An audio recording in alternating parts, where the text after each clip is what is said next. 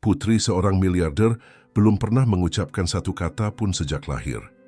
Itu bukan sekadar keheningan khas anak pemalu, tetapi kekosongan yang seolah membawa seluruh penderitaan yang disembunyikan keluarga di balik dinding marmer rumah mewah itu.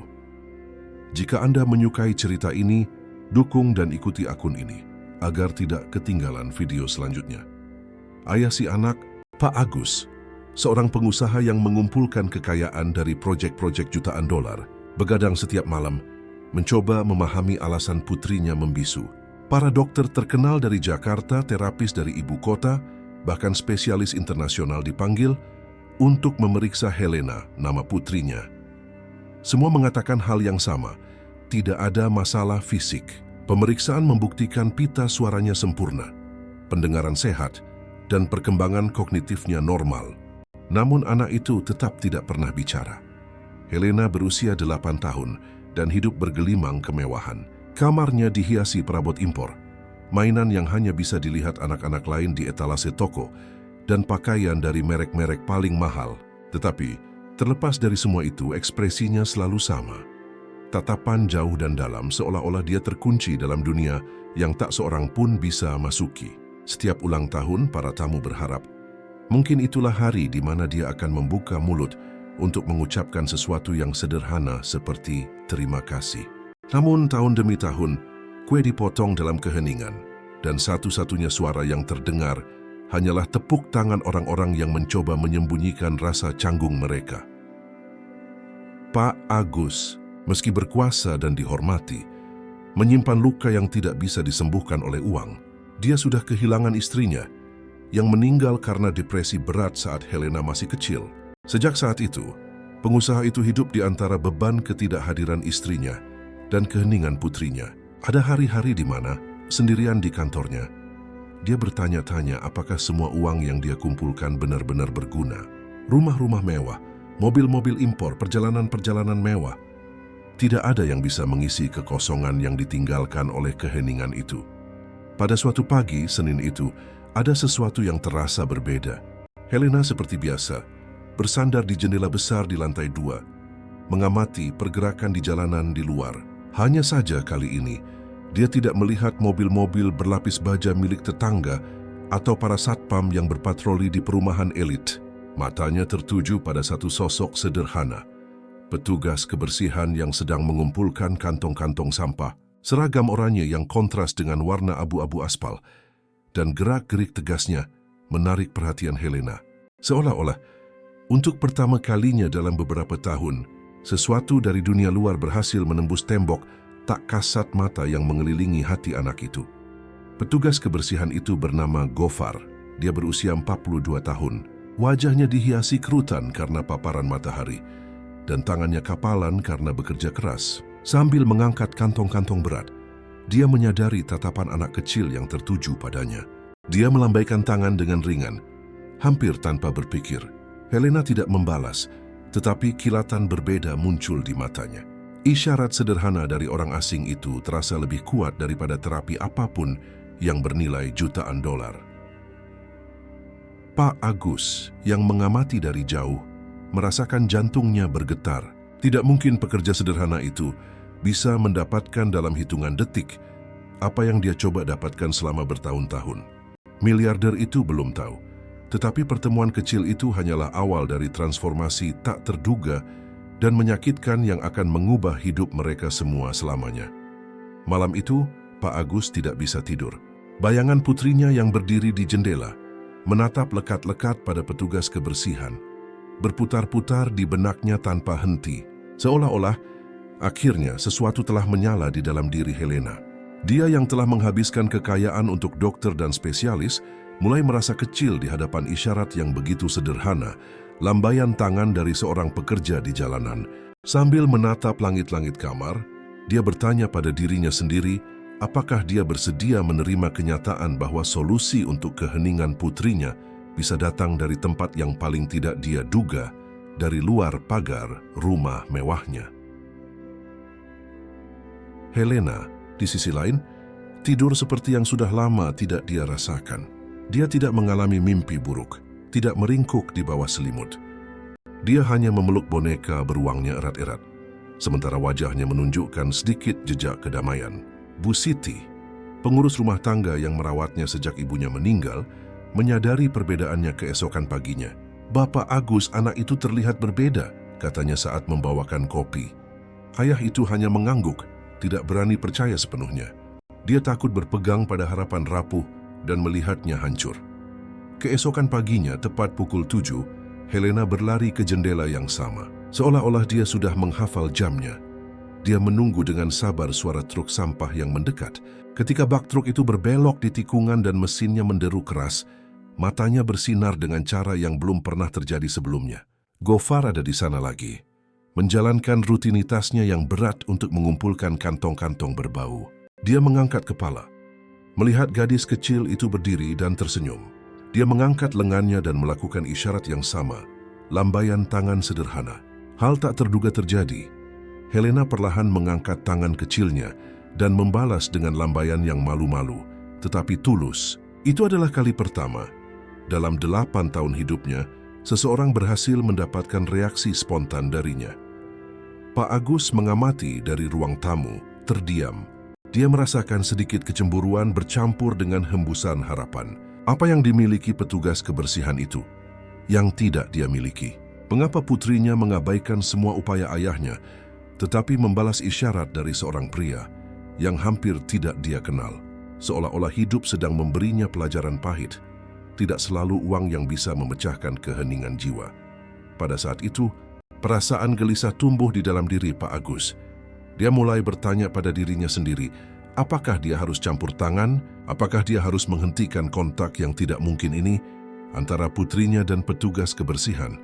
Bagaimanapun ayah macam apa yang akan membiarkan anak yang begitu rapuh mendekati orang asing? Tetapi sesuatu dalam tatapan Helena membuatnya ragu. Untuk pertama kalinya dalam beberapa tahun, dia tampak hidup, tertarik, terhubung dengan dunia. Dan mungkin itu lebih berharga daripada kebanggaan yang terluka atau prasangka sosial apapun. Miliarder itu tidak tahu. Tetapi dilema antara melindungi putrinya dan membiarkannya mengalami sesuatu yang baru ini baru saja dimulai, dan harga dari setiap keputusan akan menjadi semakin tinggi. Sore hari itu, Pak Agus memanggil Bu Siti untuk berbicara secara pribadi. Bu Siti, yang selalu peduli dan berdedikasi, merasakan beban penderitaan di wajah majikannya. "Bu, Anda melihat apa yang terjadi pagi ini?" tanyanya. Masih tidak percaya dengan apa yang dia saksikan. Bu Siti mengangguk dengan senyum tipis. "Ya, Bapak, anak itu membalas lambaian. Itu sangat alami, sangat sederhana. Mungkin ini awal dari sesuatu yang baru." Tapi Pak Agus tidak tahu apakah dia harus bahagia atau khawatir.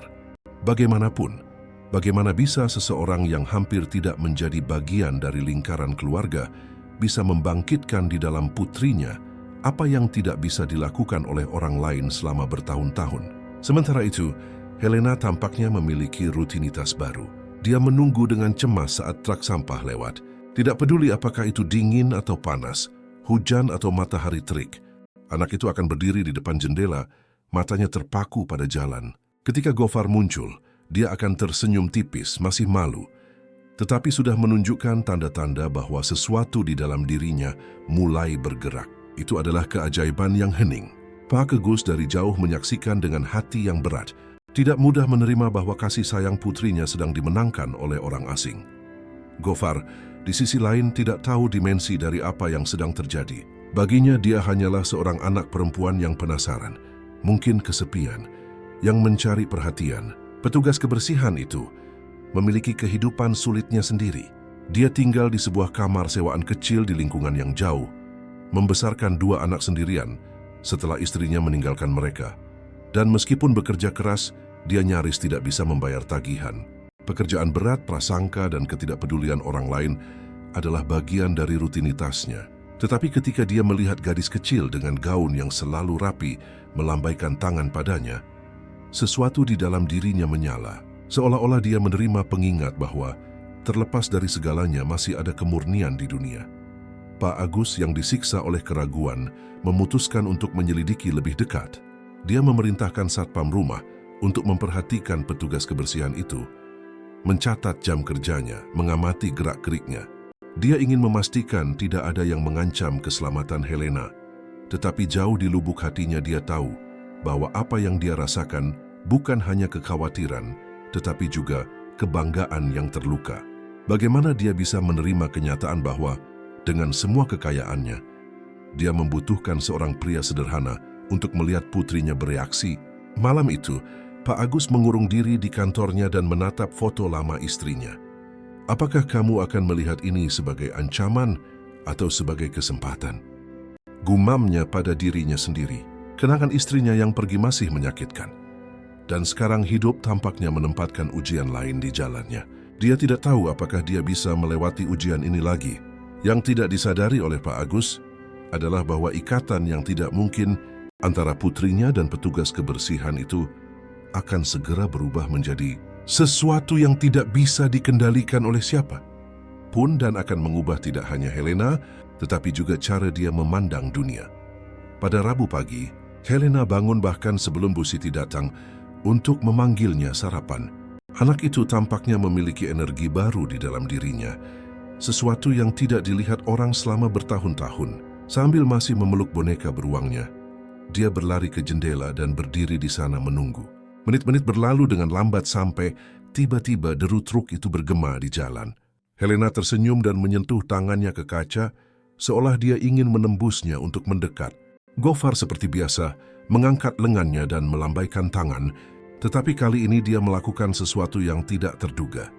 Dia membuka jendela, sedikit membungkuk, dan mengayunkan tangannya dengan lebih tegas. Itu adalah isyarat sederhana, tetapi bagi Pak Agus, yang mengamati semuanya dari koridor, itu adalah gempa bumi di hatinya. Setelah sarapan, miliarder itu tidak bisa menyembunyikan kegelisahannya. Bu Siti, Anda melihat apa yang dia lakukan? Helena membuka jendela. Dia tidak pernah membuka jendela itu, katanya dengan suara bergetar. Pengurus rumah tangga itu tersenyum. Bapak, mungkin anak itu mencoba menunjukkan kepada kita bahwa dia siap untuk sesuatu yang baru. Pak Agus menarik napas dalam-dalam, masih tidak tahu bagaimana menghadapi perasaan kehilangan kendali atas putrinya sendiri. Yang selalu dia lakukan adalah mencoba melindunginya dari penderitaan. Tetapi kenyataannya tidak ada metodenya yang berhasil. Dan sekarang, isyarat yang datang dari petugas kebersihan tampaknya menjadi kunci untuk memecahkan keheningan. Sementara itu, Gofar melanjutkan rutinitasnya. Pekerjaan berat, panas terik, dan bau kantong-kantong sampah tidak mengurangi semangatnya, tetapi di dalam dirinya, rasa penasaran mulai tumbuh. Siapa anak itu yang setiap hari mengamatinya? Seolah-olah dia adalah satu-satunya orang yang ada di dunia. Gofar tidak berniat mengganggu ruang siapapun, tetapi sesuatu dalam tatapan anak itu membuatnya merasakan tanggung jawab yang aneh, seolah-olah entah bagaimana dia telah dipilih untuk menempati tempat khusus dalam kehidupan itu. Malam itu, Pak Agus kembali merenung dalam keheningan di kantornya, ketakutan menggerogotinya. Takut kehilangan putrinya karena orang asing, takut tidak cukup, takut mengakui bahwa kekayaannya tidak menyelesaikan apapun.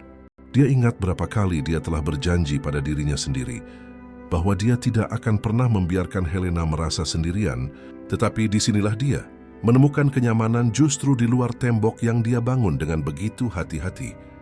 Namun, takdir tidak terburu-buru, segalanya masih baru dimulai.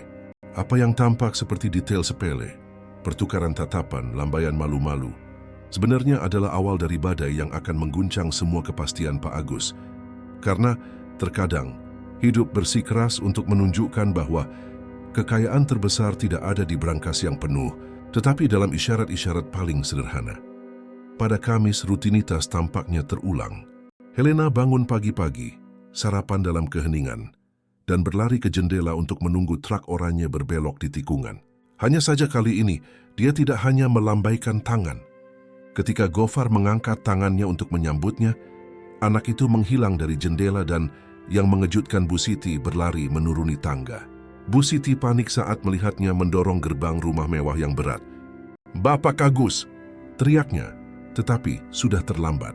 Helena melintasi halaman hingga ke trotoar, bertekad untuk bertemu pria sederhana itu, yang tampaknya menjadi satu-satunya yang membangkitkan kehidupan di dalam dirinya.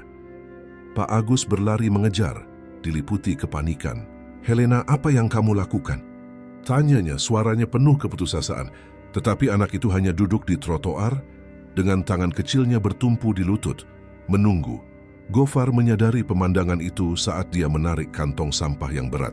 Dengan tidak percaya, dia meletakkan semuanya dan berjalan menuju anak itu dengan langkah lambat, takut membuatnya takut. Ketika dia mendekat, dia berlutut dan berkata dengan suara pelan, "Kamu menungguku, kan?"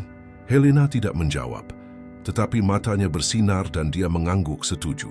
Itu adalah isyarat komunikasi yang jelas pertama dalam seluruh hidupnya. Jantung Pak Agus berpacu. Di satu sisi, dia hampir menghentikan kontak yang tidak biasa itu.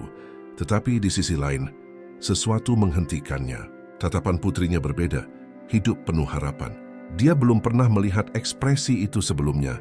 Jadi dia berdiri diam mengamati dengan air mata yang menggenang di matanya. Gofar menyadari kepekaan situasi itu, mengeluarkan selembar kertas kusut dari sakunya dan mulai melipatnya dengan sabar. Beberapa menit kemudian, dia membentuk perahu kertas dan memberikannya kepada anak itu. Helena memegang benda itu seolah-olah itu adalah harta karun. Dan untuk pertama kalinya dalam semua tahun itu, senyum kecil merekah di wajahnya. Itu malu-malu, hampir tidak terlihat, tetapi cukup untuk mengguncang hati orang yang menyaksikannya. Bu Siti tercengang, memegang tangannya ke wajahnya. "Ya Tuhan," gumamnya tersenyum. Pak Agus merasakan kakinya gemetar. Tidak mungkin petugas kebersihan itu bisa mendapatkan dalam hitungan menit apa yang dia coba dapatkan selama bertahun-tahun. Pemandangan itu memiliki sesuatu yang ajaib. Helena memeluk perahu kertas ke dadanya, seolah-olah dia telah menemukan sesuatu yang melengkapinya. Gofar dengan rendah hati hanya tersenyum dan berkata, "Jika kamu menyimpannya dengan baik, besok aku akan membuatkanmu yang lain." Anak itu mengangguk dan dalam isyarat sederhana itu, lahirlah ikatan tak kasat mata yang tidak akan bisa diputus oleh siapapun. Hari itu, Pak Agus memahami bahwa hidup akan terbalik. Dunia yang dia yakini dia kendalikan tidak lagi mematuhi aturannya. Sesuatu yang baru dan tidak terduga telah memasuki rumahnya, dan tidak mungkin untuk memprediksi seberapa jauh hal itu akan sampai. Malam itu, Pak Agus tidak bisa tidur. Senyum malu-malu putrinya bergema. Dalam ingatannya seperti musik langka yang belum pernah dia dengar. Dia mondar-mandir di kantornya, dengan gelas whisky yang utuh di atas meja. Bagaimana bisa? Gumamnya pada dirinya sendiri. Bertahun-tahun dengan spesialis perawatan perjalanan, dan dia berhasil dalam hitungan menit apa yang gagal dilakukan oleh semua orang. Itu bukan hanya keheranan, itu juga campuran rasa syukur, kebanggaan yang terluka, dan bahkan kecemburuan. Beban emosi itu menghancurkannya, dan dia merasa bahwa dia perlu membuat keputusan. Membiarkan kontak ini berlanjut atau mengakhirinya sebelum hal-hal lepas kendali. Sementara itu, Helena tidur nyenyak, memeluk perahu kertas kecil itu seolah-olah itu adalah jimat. Bu Siti masuk ke kamar dengan tenang dan berhenti selama beberapa detik hanya untuk merenungkan pemandangan itu. Dalam beberapa tahun terakhir, dia telah melihat anak itu meringkuk dalam mimpi buruk, menangis tanpa air mata, dan hidup seolah-olah dia adalah hantu. Sekarang untuk pertama kalinya, dia melihat Helena beristirahat dengan tenang. Pengurus rumah tangga itu menuruni tangga dengan emosional, tidak tahu bagaimana memberitahu majikannya bahwa pada kenyataannya dia telah menyaksikan keajaiban. Keesokan paginya, Pak Agus turun untuk sarapan lebih awal dari biasanya. Helena sudah duduk, mengaduk-aduk rotinya dengan tidak sadar tetapi tidak melepaskan perahu kertas. Ayah itu mencoba menyembunyikan emosinya, bertanya, "Kamu suka hadiahnya?" Anak itu hanya memegang mainan itu lebih erat dan menggelengkan kepalanya sebagai tanda ya. Itu adalah isyarat kecil, tetapi membuat Pak Agus terdiam. Itu adalah kali pertama dalam beberapa tahun dia merasakan semacam respons langsung dari putrinya.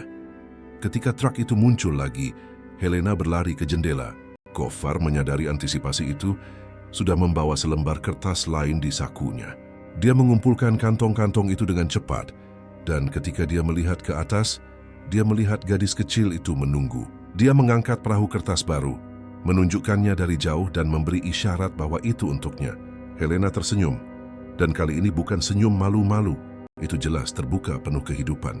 Pak Agus berdiri di balik tirai, membiarkan air mata jatuh tanpa bisa mengendalikan diri. Dia merasa kecil, tetapi juga lega, seolah-olah celah cahaya akhirnya menembus kegelapan yang telah mengkonsumsi keluarganya. Pada saat itu, Pak Agus menyadari bahwa dia sedang menghadapi dilema yang akan mengganggu tidak hanya posisinya sebagai ayah, tetapi juga pandangannya tentang dunia. Menerima kehadiran Gofar, pada dasarnya adalah mengakui bahwa uang tidak cukup untuk mengembalikan kilauan di mata Helena. Dan itu adalah kebenaran yang terlalu sulit bagi seseorang yang terbiasa membeli segalanya. Miliarder itu belum tahu, tetapi dia akan memulai perjalanan kerendahan hati dan transformasi yang akan mengubah tidak hanya putrinya, tetapi juga dirinya sendiri. Pada Jumat, Pak Agus memutuskan untuk mengamati dari dekat saat truk sampah lewat.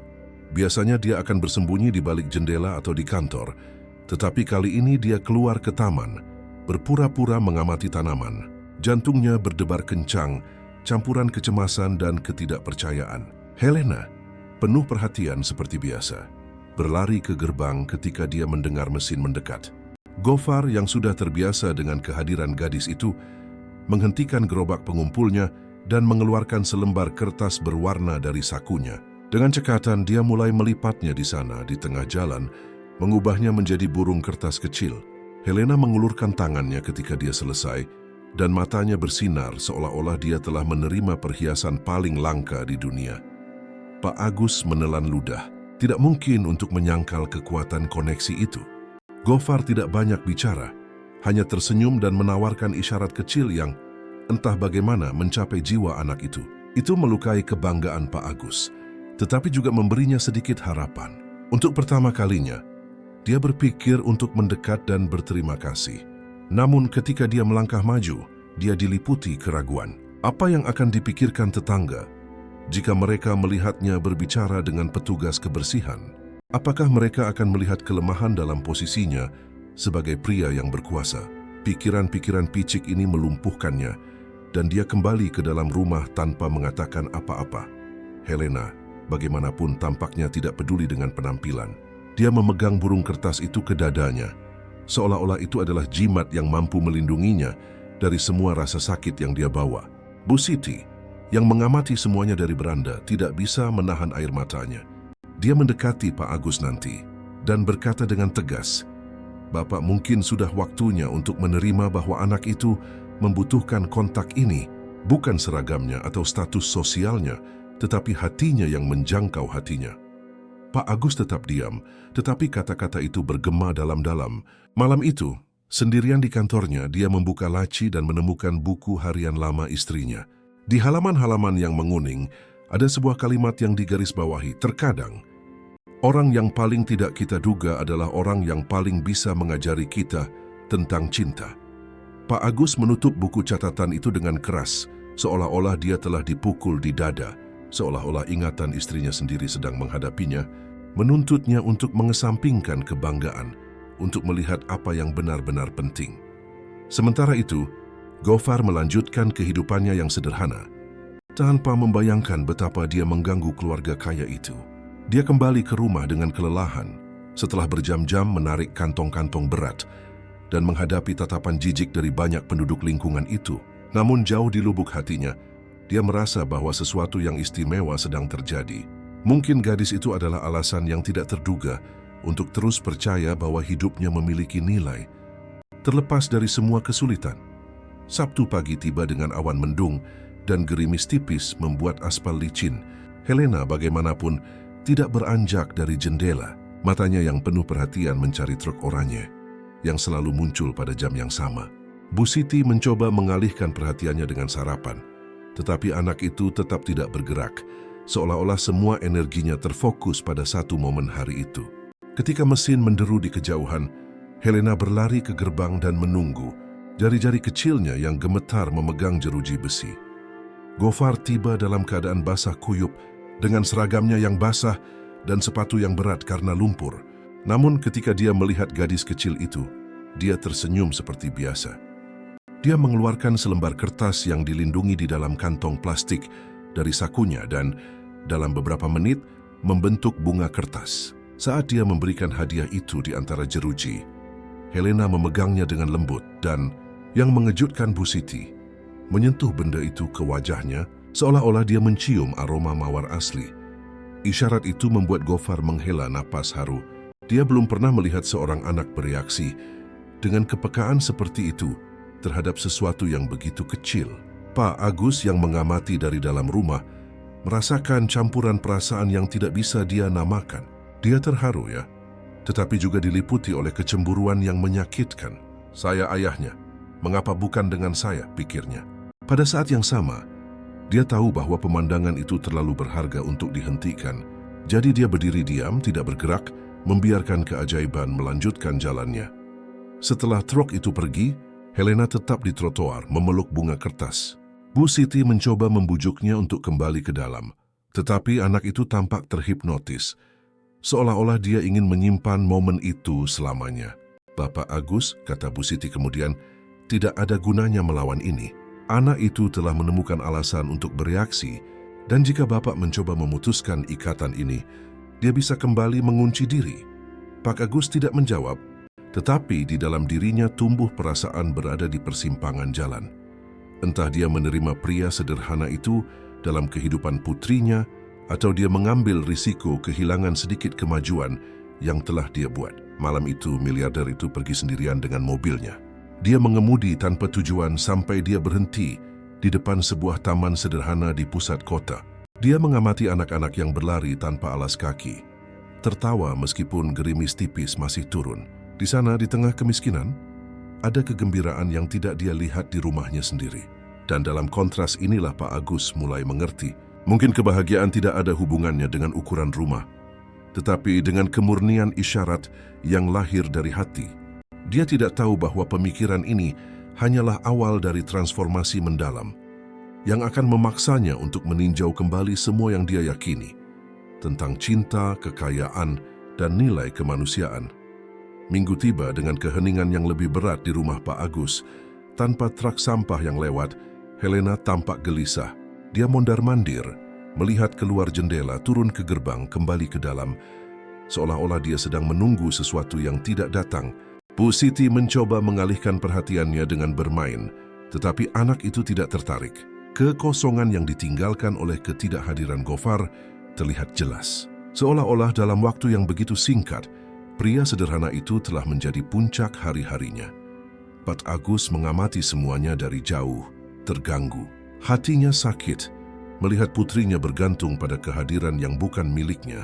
Pada saat yang sama, pengakuannya tidak bisa disangkal. Helena telah berubah. Dia tampak lebih hidup, lebih penuh perhatian. Seolah-olah dia akhirnya ingin berinteraksi dengan dunia. Miliarder itu menghabiskan waktu berjam-jam merenung, terpecah antara rasa syukur dan kemarahan. Dia selalu percaya bahwa dia bisa membeli solusi untuk semua masalah. Tapi bagaimana Anda membeli senyum seorang anak? Bagaimana Anda membayar kilauan di mata yang kembali setelah bertahun-tahun? Menjelang sore, tidak tahan menanggung penderitaan, Pak Agus membuat keputusan tak terduga.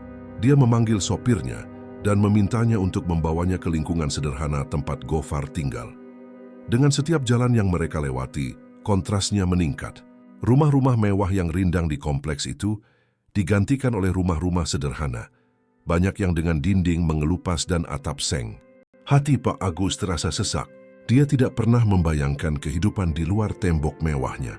Ketika dia tiba, dia melihat Gofar duduk di depan sebuah pondokan kecil, merapikan sepatu bot kerjanya yang usang. Pria sederhana itu tampak lelah, tetapi ada martabat dalam gerak-geriknya. Pak Agus merasa tidak nyaman, turun dari mobil. "Selamat sore, Anda Gofar kan?" tanyanya, mencoba terdengar tegas. Petugas kebersihan itu berdiri terkejut dan membenarkan. Miliarder itu menarik napas dalam-dalam. "Saya Agus, ayahnya Helena. Saya ringis bayar dimadikanin. Saya tidak tahu bagaimana, tetapi putri saya bereaksi terhadap Anda seperti dia tidak pernah bereaksi terhadap siapapun." Gofar menggaruk lehernya, canggung. "Saya hanya melakukan pekerjaan saya, Pak. Saya tidak mengharapkan apapun dari ini." Pak Agus bersikeras, "Namun Anda mencapai sesuatu yang tidak bisa dicapai oleh dokter manapun." Ada keheningan yang canggung, yang hanya pecah oleh suara jauh anak-anak yang bermain di jalan. Gofar kemudian berkata dengan suara pelan, Mungkin anak itu hanya membutuhkan seseorang yang tidak mengharapkan apapun darinya. Terus saya hanya tersenyum. Hanya itu. Pak Agus kembali ke rumah dengan pikiran yang bertentangan. Kalimat itu bergema seperti peringatan.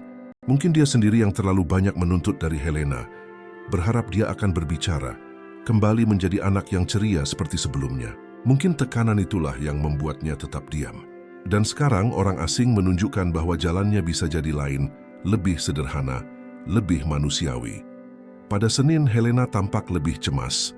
Ketidakhadiran Gofar pada hari Minggu telah meninggalkan bekas. Dan sekarang dia menunggu suara mesin truk, seperti orang yang menunggu keajaiban. Ketika kendaraan itu akhirnya berbelok di tikungan, matanya bersinar dengan sukacita. Dia berlari ke gerbang dan menunggu Gofar mendekat. Petugas kebersihan itu menyadari antisipasi gadis itu, tersenyum dan mengeluarkan selembar kertas yang lebih besar dari yang sebelumnya dari sakunya. Dia melipatnya dengan tenang, mengubahnya menjadi topi kecil. Saat dia memberikannya kepada Helena, dia segera meletakkannya di kepalanya. Dan untuk pertama kalinya, tertawa pendek dan jernih.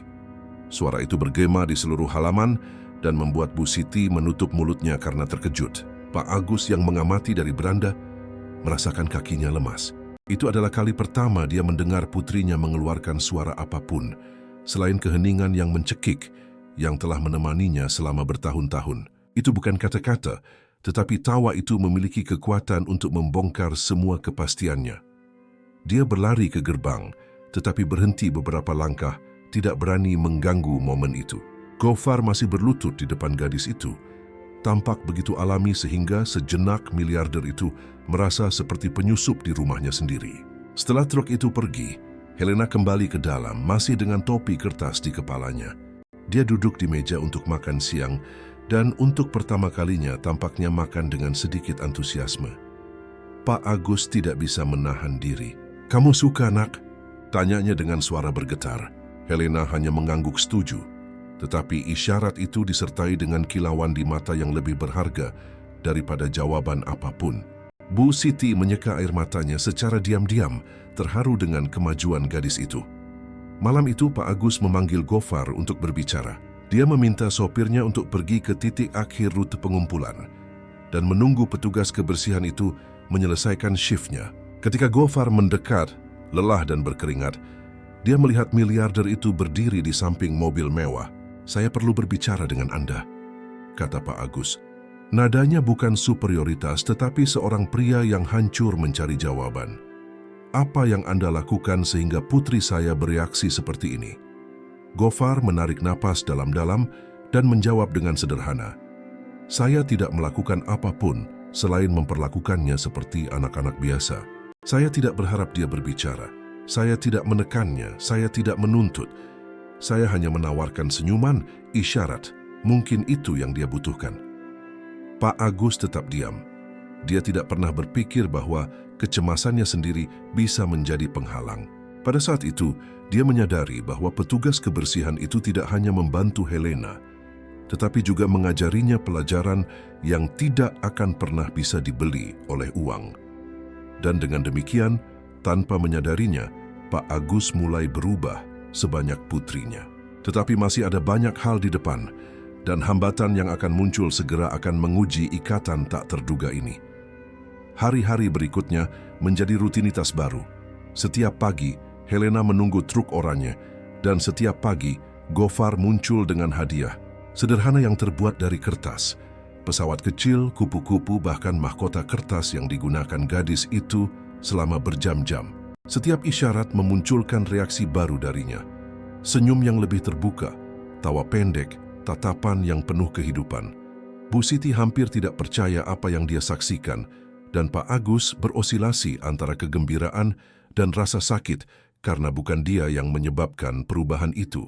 Tetapi ketenangan itu tidak berlangsung lama. Suatu sore, Pak Agus menerima panggilan tak terduga dari sekolah swasta tempat Helena masih terdaftar, meskipun dia tidak menghadiri kelas selama berbulan-bulan. Kepala sekolah menuntut agar anak itu kembali ke kegiatan. Mengancam akan membatalkan tempatnya jika tidak ada posisi segera. "Bapak Agus, kami mengerti kesulitannya, tetapi putri Anda perlu berintegrasi kembali. kami tidak bisa mempertahankan pendaftaran tanpa kehadiran tanpa batas waktu. Pak Agus mengakhiri panggilan dengan merasakan beban tekanan baru. Bagaimana dia bisa membawa Helena kembali ke lingkungan di mana dia mungkin akan menghadapi tatapan menghakimi dan pertanyaan yang tidak nyaman jika dia bahkan tidak bisa bereaksi terhadap dunia. Malam itu, dia berkomentar kepada Bu Siti, "Mungkin terlalu dini. Dia baru mulai bereaksi, tetapi apakah dia akan tahan dengan sekolah?" Bu Siti dengan kebijaksanaan sederhananya menjawab, "Bapak, terkadang anak-anak membutuhkan jembatan, bukan tembok. Mungkin dia membutuhkan seseorang untuk menemaninya dalam proses ini." Pak Agus segera memikirkan Gofar. Idenya tampak tidak masuk akal. Seorang petugas kebersihan sebagai pendamping di sekolah putri seorang miliarder. Tetapi pada saat yang sama, itu masuk akal. Hanya dia yang bisa menjangkau Helena secara tulus. Sementara itu, Gofar menghadapi dilema-dilema senyapnya sendiri. Pemilik pondokan tempat dia tinggal muncul menagih sewa yang telah menunggak selama 3 bulan. "Jika kamu tidak membayar sampai Jumat, kamu harus pergi, Gofar. Saya sudah menunggu terlalu lama." Petugas kebersihan itu merasakan beban dunia runtuh. Dia bekerja berjam-jam, tetapi sebagian besar gajinya dialokasikan untuk anak-anaknya yang tinggal bersama mantan istrinya. Hampir tidak ada yang tersisa untuk pengeluarannya sendiri. Dia kembali ke rumah malam itu, membawa tidak hanya kantong-kantong sampah, tetapi juga beban kekhawatiran. Kontrasnya mencolok. Sementara Helena tidur memeluk origami kertas, akhirnya tersenyum dalam mimpinya, Gofar berbaring di kasur yang usang, menatap langit-langit dan bertanya-tanya bagaimana dia akan bertahan dari ancaman baru itu. Dan meskipun mereka hidup di dunia yang berlawanan, takdir mereka semakin terjalin oleh benang tak kasat mata yang bahkan tidak bisa diputus oleh pria terkaya. Keesokan paginya, Pak Agus menyadari bahwa Helena tidak hanya menunggu Gofar, tetapi juga telah menyiapkan sesuatu yang istimewa. Di atas meja sarapan, Bu Siti menemukan beberapa lembar kertas yang digambar dengan warna-warni. Di antara mereka, satu gambar menarik perhatian. Seorang pria berseragam oranye di samping seorang gadis yang tersenyum. Helena memegang gambar itu dengan erat, seolah-olah itu dibuat untuk seseorang yang sangat penting. Ketika truk itu mendekat, dia berlari ke gerbang dan, dengan isyarat malu-malu, menyerahkan kertas itu kepada Gofar. Petugas kebersihan itu terdiam. Itu adalah kali pertama dia menerima hadiah dari gadis itu. Matanya berkaca-kaca dan dia memegang gambar itu ke dadanya seolah-olah itu adalah piala. Pak Agus dari jauh mengamati pemandangan itu dengan perasaan yang bertentangan, bangga pada putrinya cemburu karena tidak termasuk dalam gambar, dan sedikit rasa syukur yang hening karena pria sederhana itu telah berhasil membuka celah di hati Helena. Namun semakin ikatan ini tumbuh, semakin Pak Agus bertanya-tanya kemana hal ini bisa membawanya. Bagaimanapun, seberapa jauh miliarder itu bisa membiarkan seorang petugas kebersihan menempati ruang yang begitu intim dalam keluarganya. Sore itu, takdir menempatkan bagian lain di papan catur. Gofar dipanggil ke kantor perusahaan pengumpul sampah dan menerima berita yang dia takuti. Akan ada pemotongan staf. Meskipun menjadi karyawan yang berdedikasi, dia berada di daftar orang-orang yang akan kehilangan sebagian jam kerjanya. Itu berarti lebih sedikit uang dan bahkan lebih banyak kesulitan untuk bertahan hidup. Dia kembali ke rumah dengan hancur, tetapi menyimpan rahasianya. Dia tidak ingin kesedihannya diketahui oleh Helena, apalagi mengganggu kemajuannya. Sementara itu, Pak Agus semakin memikirkan percakapan dengan kepala sekolah. Helena perlu kembali, tetapi bagaimana dia bisa membuatnya menghadapi dunia tanpa ditelan oleh penilaian teman-temannya? Bu Siti bersikeras bahwa Gofar adalah jembatannya, tetapi Pak Agus tidak punya keberanian untuk mengusulkan sesuatu yang begitu tidak biasa. Sampai pada malam yang sama, Helena masuk ke kantor ayahnya, membawa burung kertas dan gambar yang Gofar telah simpan sebelumnya. Tanpa mengatakan apa-apa, dia meletakkan semuanya di atas meja dan menunjuk ke buku catatan Pak Agus yang terbuka, di mana ada catatan tentang pertemuan sekolah. Seolah-olah gadis itu, dengan caranya yang hening telah memberikan jawabannya. Dia menginginkan petugas kebersihan itu di sisinya, baik di jalanan maupun di dalam kelas. Pak Agus menelan ludah. Mungkin sudah waktunya untuk meruntuhkan temboknya sendiri. Hati ayahnya berteriak bahwa dia harus melindungi putrinya dari penilaian apapun. Tetapi ekspresi tekadnya mengatakan bahwa hanya ada satu jalan, mempercayai ikatan tak terduga itu. Pada Selasa pagi, Pak Agus membuat keputusan yang akan mengubah arah rumahnya. Dia memanggil Gofar untuk berbicara secara pribadi, memintanya untuk masuk melalui pintu belakang rumah, di mana jarang ada orang luar yang diterima. Petugas kebersihan itu terkejut dan sedikit curiga, melintasi halaman dengan langkah-langkah terkendali, masih mengenakan seragam kerjanya yang bernoda. Helena saat melihatnya, segera berlari ke arahnya dan menggenggam tangannya dengan erat, seolah-olah dia ingin menunjukkan bahwa dia ada di sisinya. Isyarat itu membuat Pak Agus terdiam, tetapi juga lebih yakin bahwa dia perlu menghadapi kebanggaannya. Gofar, miliarder itu memulai. Suaranya lebih rendah dari biasanya. Saya butuh bantuan Anda. Sekolah Helena menuntut dia kembali ke kelas, tetapi dia hanya bereaksi di hadapan Anda. Saya ingin Anda menemaninya dalam proses ini. Mata Gofar membelalak. Pak, saya seorang petugas kebersihan di dalam sekolah elite. Itu akan menarik terlalu banyak perhatian. Pak Agus menarik napas dalam-dalam. Mungkin ya, tetapi saya tidak peduli. Jika itu untuk putri saya menemukan jalannya, saya rela menghadapi tatapan sinis apapun. Helena mendengarkan dari dekat, meremas tangan Gofar, seolah-olah dia memohon dengan diam-diam agar dia menerima.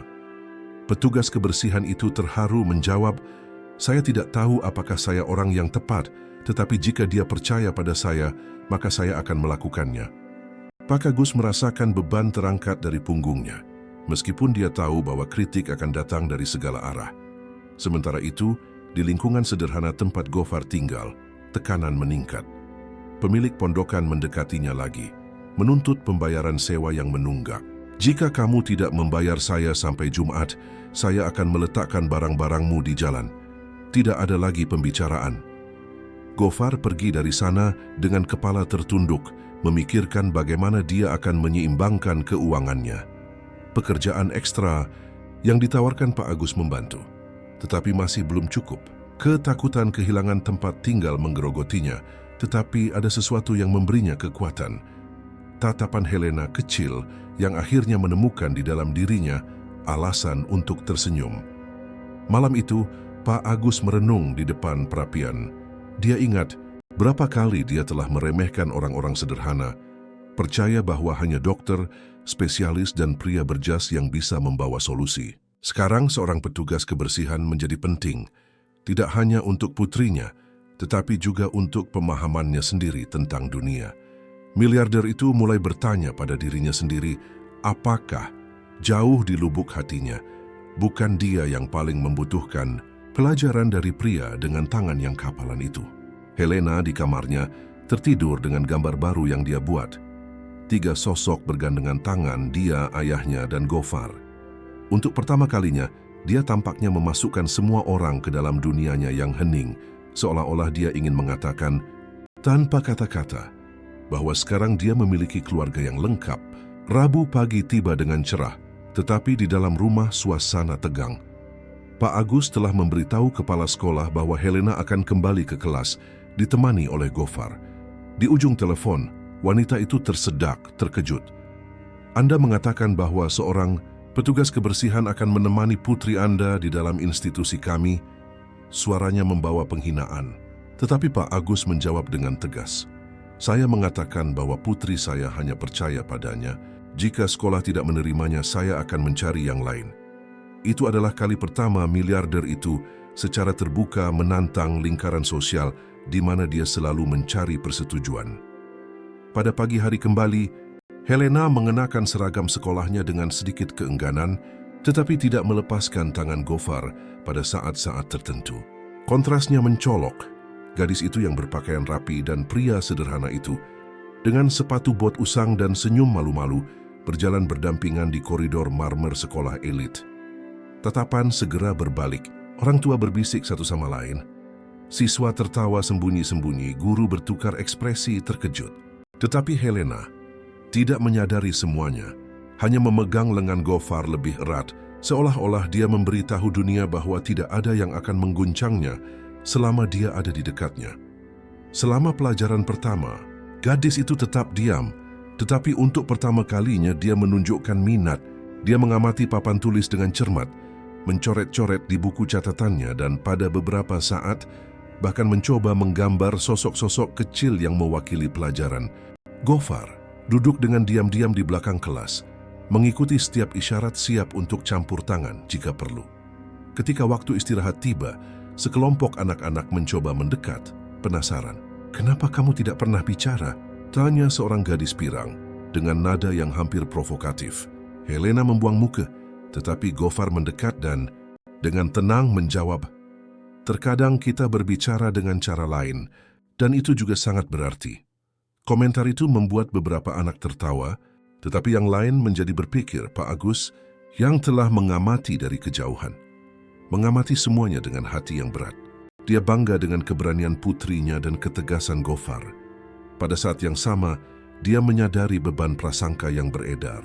Dia tahu bahwa keputusan itu akan membawa konsekuensi, tetapi dia juga yakin bahwa itu adalah satu-satunya cara bagi Helena untuk membuka diri kembali. Saat pulang, ketika mereka masuk ke mobil, Helena menyandarkan kepalanya di bahu Gofar, isyarat yang begitu sederhana dan begitu kuat yang membuat Pak Agus terdiam. Dia menyadari bahwa putrinya tidak hanya percaya pada pria itu, tetapi sudah melihatnya sebagai bagian fundamental dari hidupnya. Dan pada saat itu, miliarder itu mengerti bahwa tidak ada jalan kembali. Hari-hari berikutnya ditandai dengan transformasi yang tidak pernah dibayangkan siapapun. Helena tidak lagi menolak sekolah.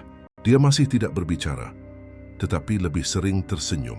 Dan dengan kehadiran Gofar, dia tampaknya merasa terlindungi. Para guru mulai menyadari perbedaannya. Gadis itu, yang sebelumnya digambarkan sebagai teka-teki, sekarang menunjukkan minat pada kelas seni, mencoret-coret bunga dan burung berwarna-warni, dan bahkan mencoba mengangkat tangannya untuk berpartisipasi dengan isyarat. Anak-anak lain, yang pada awalnya penasaran, mulai menerimanya sedikit demi sedikit. Beberapa mendekat untuk bermain selama istirahat, sementara yang lain masih berbisik-bisik dengan jahat. Tetapi di setiap saat Helena berpegang pada kehadiran Gofar yang kokoh, seolah-olah dia adalah jangkarnya. Pak Agus mengamati dari jauh, merasakan campuran perasaan pahit. Di satu sisi, dia melihat putrinya akhirnya mengambil langkah menuju kehidupan. Di sisi lain, sakit rasanya menyadari bahwa bukan dia yang memandu proses ini. Kebanggaan ayah bercampur dengan kecemburuan, dan setiap hari menjadi ujian kerendahan hati. Bu Siti yang selalu penuh perhatian memperingatkannya, "Bapak terkadang mencintai adalah menerima bahwa kita tidak memiliki semua jawaban. Yang penting adalah dia bereaksi." Pak Agus tetap diam, tetapi dia tahu bahwa pengurus rumah tangga itu benar. Sementara itu, Gofar menghadapi pertempuran senyap. Batas waktu untuk membayar sewa semakin dekat, dan ketakutan diusir membuatnya tidak bisa tidur. Dia bekerja lembur di taman rumah, tetapi itu masih belum cukup. Malam itu, duduk di tempat tidurnya yang sempit, dia memegang gambar yang diberikan Helena kepadanya beberapa hari sebelumnya.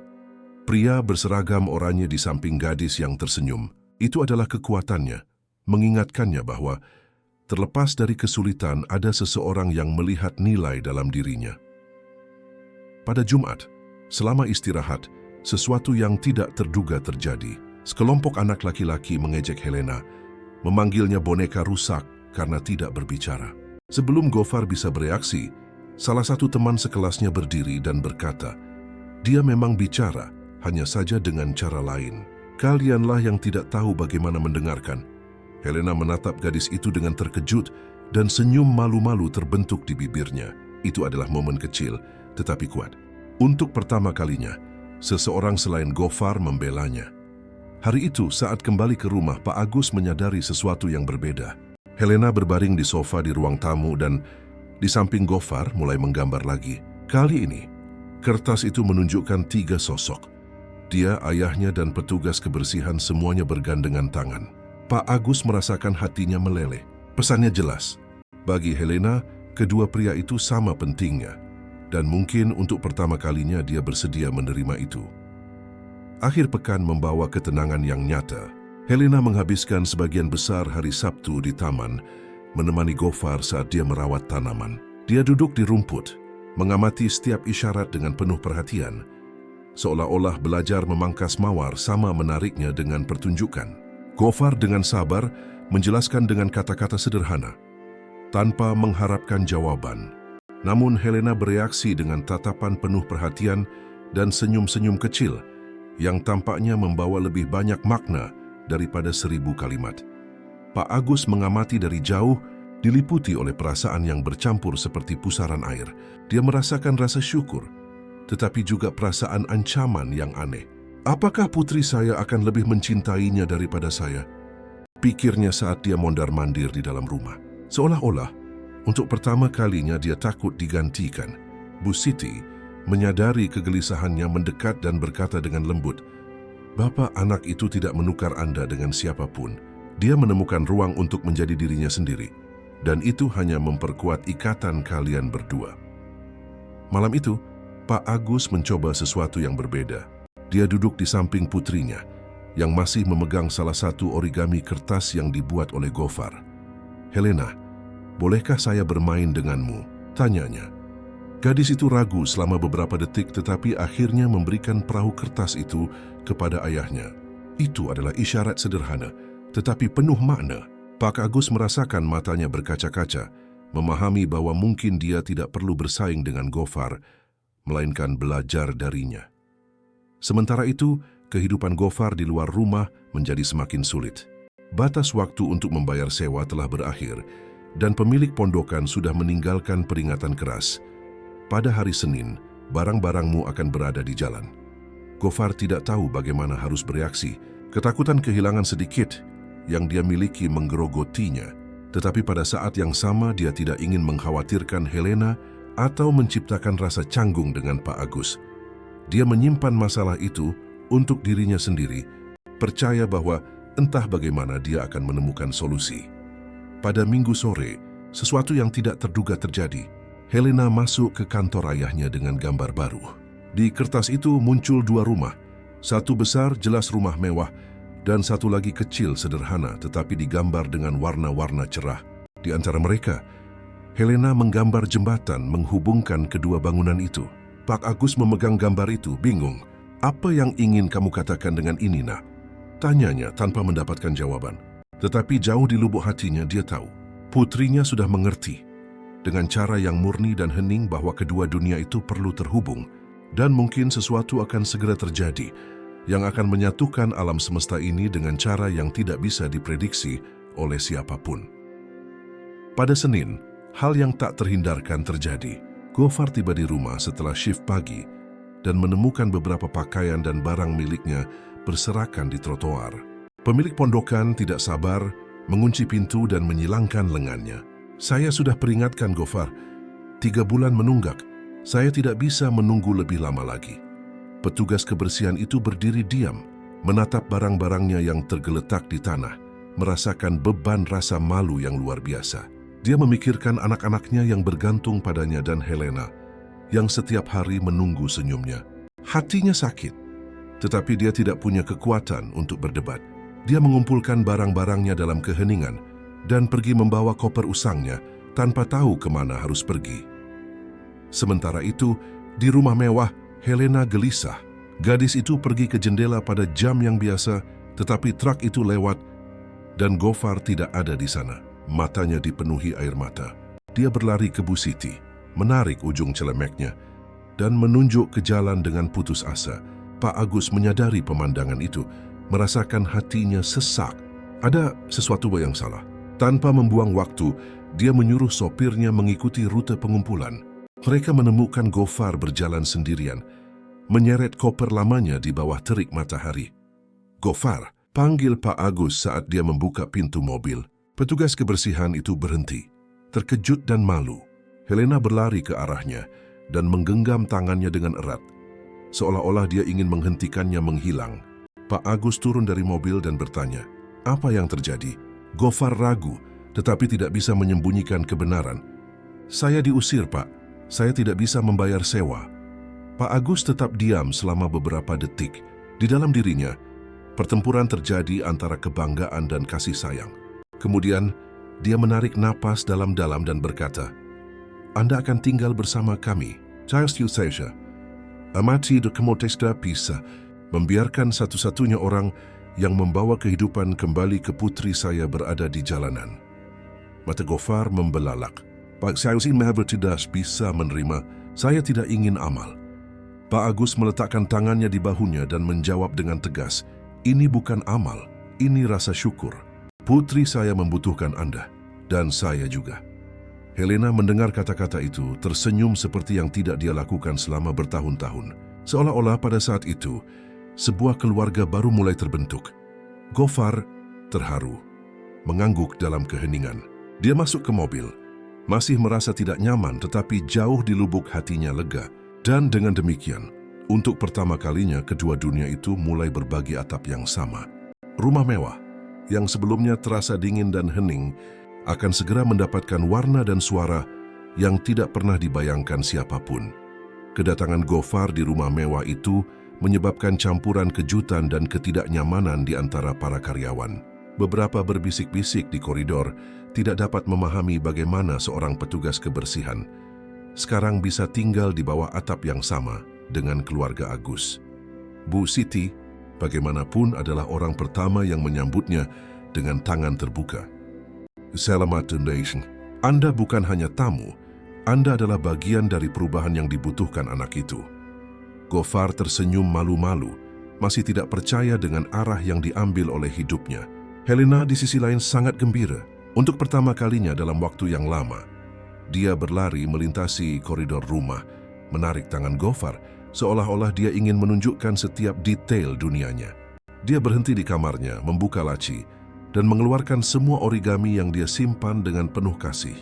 Dia menyerahkannya kepada Gofar, satu persatu, dengan kilatan di mata yang tidak membutuhkan kata-kata apapun. Gofar terharu, duduk di karpet di sampingnya dan mulai melipat benda baru, mengimprovisasi sebuah bintang. Helena mengamati setiap gerakan dengan napas tertahan, seolah-olah itu adalah pertunjukan terbesar dalam hidupnya.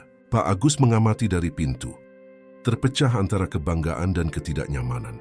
Tidak mungkin untuk tidak melihat kebahagiaan putrinya, tetapi juga sulit untuk menerima bahwa pria sederhana itu menempati ruang yang begitu dalam di hatinya. Namun dia memutuskan untuk tidak campur tangan. Dia tahu bahwa hambatan apapun pada saat itu bisa menghancurkan kemajuan rapuh yang telah dicapai. Malam itu, saat makan malam, sesuatu yang mengejutkan terjadi. Helena yang selalu makan dalam keheningan, meletakkan garpu, mengangkat wajahnya dan menggumamkan satu kata pendek tetapi jelas, "Makasih."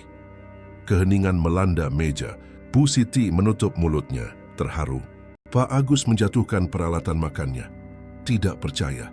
Gofar dengan mata berkaca-kaca menjawab dengan suara pelan, "Sama-sama, Nak." Itu adalah kata pertama yang diucapkan Helena dalam beberapa tahun dan dampaknya sangat menghancurkan. Setelah semua orang kembali ke kamar masing-masing, Pak Agus sendirian di ruang tamu merenung. Dia menyadari bahwa betapapun menyakitkan kebanggaannya, dia tidak bisa lagi menyangkal hal yang sudah jelas. Gofar telah menjadi penting. Pria yang diremehkan masyarakat itu menyimpan di dalam dirinya karunia yang tidak bisa dibeli oleh seluruh uang di dunia. Kemampuan untuk menyentuh jiwa seorang anak yang terluka. Tetapi bersama dengan wahyu itu, muncul juga ketakutan baru. Sampai kapan harmoni ini akan bertahan dari tekanan eksternal? Pak Agus tahu bahwa tatapan masyarakat akan tanpa ampun dan tidak butuh waktu lama bagi tantangan yang lebih besar untuk menguji persatuan tak terduga ini. Hari-hari berikutnya di rumah itu ditandai dengan transformasi yang tidak pernah dibayangkan siapapun. Helena tidak hanya mengucapkan kata-kata terpisah, tetapi juga mulai mencoba kalimat-kalimat kecil. Terkadang dia mengatakan, "Selamat pagi" kepada Bu Siti atau minum ketika dia haus. Tetapi momen yang paling luar biasa terjadi pada suatu pagi yang cerah, ketika dia menatap ayahnya dan berkata dengan suara yang masih rapuh, "Aku sayang Ayah." Pak Agus menangis. Bertahun-tahun keheningan telah dipecahkan oleh dua kata yang lebih berharga daripada semua kekayaan yang dia miliki. Gofar yang hadir dalam adegan itu mencoba menjauh dengan diam-diam, tetapi Helena berlari ke arahnya dan menarik tangannya. "Kamu juga," kata gadis itu menatap matanya. Petugas kebersihan itu menelan ludah, tidak dapat menahan emosinya. Pada saat itu, dia menyadari bahwa dia bukan hanya pengunjung sementara dalam hidupnya. Dia telah menjadi bagian dari keluarga, meskipun tidak ada ikatan darah yang menyatukan mereka. Tetapi masyarakat tidak mudah memaafkan. Segera, komentar jahat mulai beredar di antara tetangga dan kenalan sekolah. "Aisyah, putri miliarder itu sekarang berteman dengan petugas kebersihan," bisik beberapa orang. Yang lain menyiratkan bahwa Pak Agus telah kehilangan akal sehatnya, tekanan sosial tumbuh, dan tidak butuh waktu lama untuk mengetuk pintu. Suatu sore, selama pertemuan bisnis, seorang mitra berkomentar dengan nada ironis, "Ati Agus, saya dengar putri Anda lebih suka ditemani oleh pengumpul sampah daripada oleh psikolog terkenal. Itu tidak baik untuk citra keluarga." Miliarder itu merasakan provokasi itu seperti tusukan, tetapi menjawab dengan tegas, "Putri saya kembali tersenyum, dan itu lebih berharga daripada citra apapun." Helena terus maju, dan setiap pencapaian kecil dirayakan. Suatu hari, dia membawa gambar yang berbeda kepada Gofar. 3 sosok bergandengan tangan di depan rumah mewah. Di atas mereka, sebuah kata ditulis dengan huruf-huruf miring, tetapi bisa dibaca, "Keluarga." Pak Agus saat melihat itu, merasa bahwa dia akhirnya mengerti pelajaran yang coba diajarkan oleh hidup kepadanya. Uang bisa membeli dokter, spesialis, istana, dan perhiasan, tetapi tidak bisa membeli kemurnian senyuman atau kesederhanaan isyarat yang datang dari hati. Malam itu, duduk di depan perapian dengan Helena yang tertidur di pangkuannya, dan Gofar duduk di sampingnya, Pak Agus bergumam, "Saya menghabiskan bertahun-tahun percaya bahwa saya bisa menyelesaikan segalanya dengan kekayaan, tetapi kenyataannya adalah kerendahan hati seorang pria sederhana yang membawa putri saya kembali kepada saya, dan saya tidak akan pernah melupakan itu." Gofar menundukkan kepalanya terharu. Bu Siti, yang mengamati dari jauh, membiarkan senyum kecil keluar. Dan dengan demikian, di rumah yang sebelumnya dingin dan hening itu, lahirlah sesuatu yang lebih besar dari kekayaan. Lahirlah bentuk cinta baru, yang dibangun dengan kesabaran, keberanian, dan kemanusiaan. Sebuah cerita yang dimulai dengan keheningan dan kesepian sekarang, berakhir dengan suara, senyum, dan kepastian bahwa terkadang harta terbesar tersembunyi di tempat-tempat yang paling tidak mungkin.